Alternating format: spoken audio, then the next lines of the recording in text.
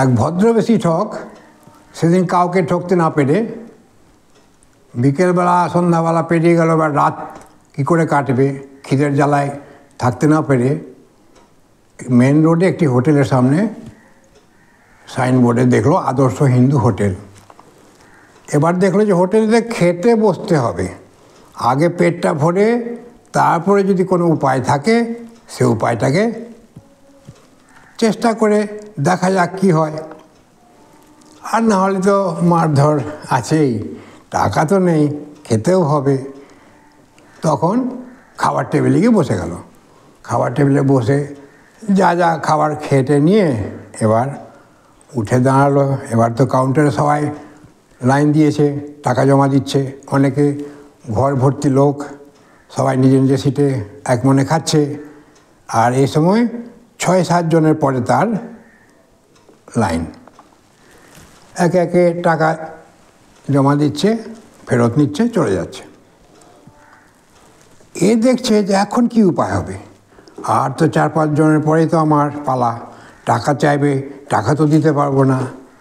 তখন কি করেছে, আগের লোকটা একটু তাড়া ছিল, তা আগের লোকটা ততক্ষণে টাকা বার করে নিয়েছে, চট করে ওর কাছে যখনই কাউন্টারের কাছে পৌঁছাবে তখনই ওর টাকা দিয়ে কাজে চলে যাবে।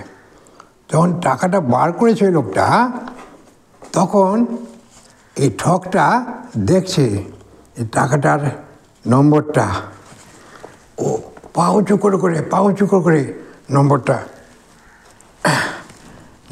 তো পড়ে নিয়েছে। এবার নম্বর তো ভুলে যাবে, 3-4 জনের পরে এবার ওর লাইন। তখন কী করলো, পকেট থেকে একটা কাগজ বার করে আর টুকতে লাগলো,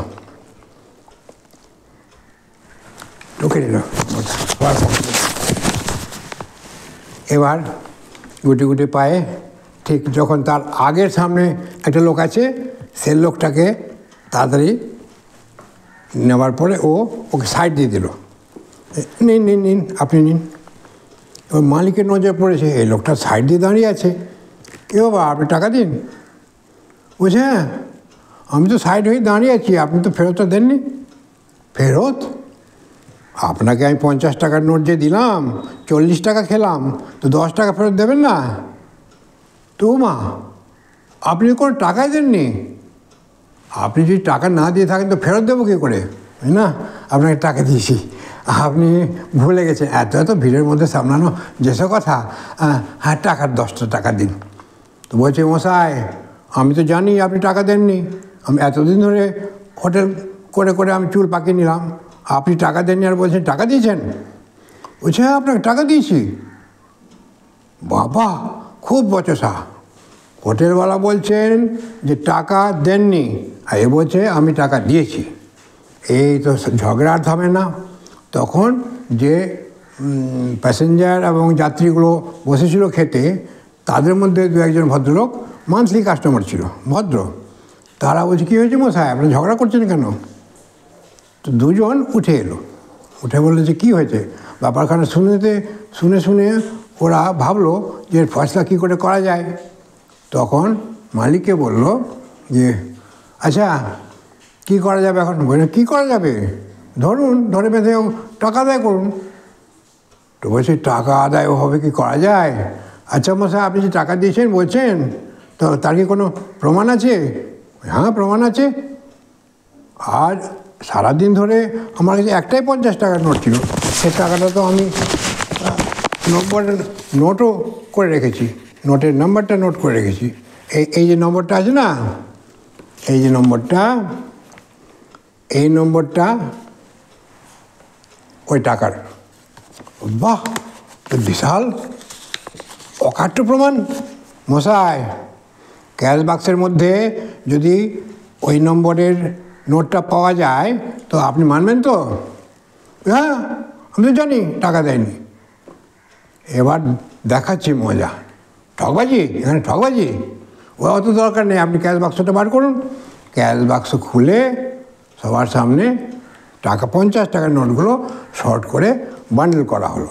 এবার সব একটা করে 50 টাকার নোট খুঁজতে দেখালো যে ওই যে কাগজ স্লিপটা দিয়েছিল, হ্যাঁ 50 টাকার নোটটা মিলিয়ে দেখছে 50 টাকার নোট মিলে যাচ্ছে, নম্বরের সঙ্গে মিলে যাচ্ছে। এই তো মশাই, এই যে টাকার নোটটা দেখুন তো, আপনি তো ভালোই ঠকবাজি করছেন। মালিককে তখন বকতে লেগেছে ওরা, করছেন কি, এক ভদ্রলোক, তাকে আপনি এভাবে অপদস্থ করতে পারেন না, আমরাও তো খাচ্ছি, আপনি কখন কাকে অপমান করে দেবেন কোনো ঠিক নেই। মালিক তো মালিক ভাবছে যে কোন পাল্লায় পড়লাম রে বাবা, এ তো সত্যি একবার ঠক। তখন মালিকটা বলছে যে মিথ্যাকে সত্য বানিয়ে দিলেন আপনারা, ও তো টাকা দেয়নি আমাকে। তা মানব না, আপনি টাকা নিয়ে টাকা দেননি, ফেরত দিন, পুরোটা টাকায় ফেরত দিন। হ্যাঁ, কী বলছেন।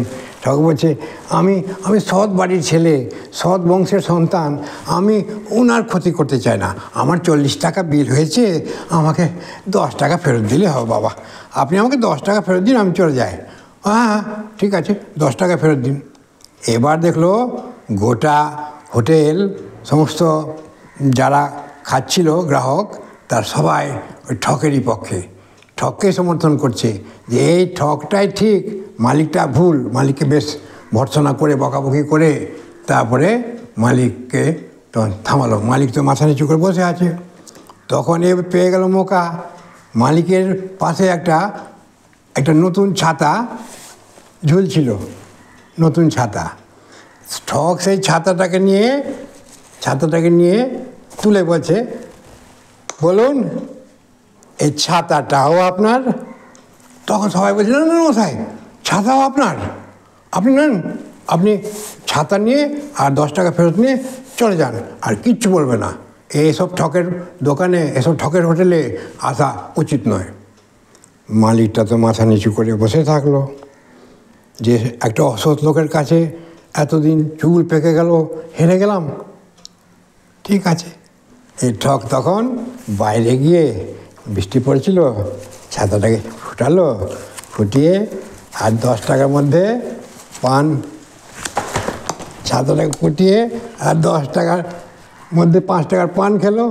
পান খেয়ে একটা ট্রাম আসছিল, চলন্ত ট্রাম, সে ট্রামে চট করে উঠে পড়লো যে এই ছাতাটা নিয়ে কালকের যদি কাজ না হয়, কালকের বিলটা চুকানো হবে।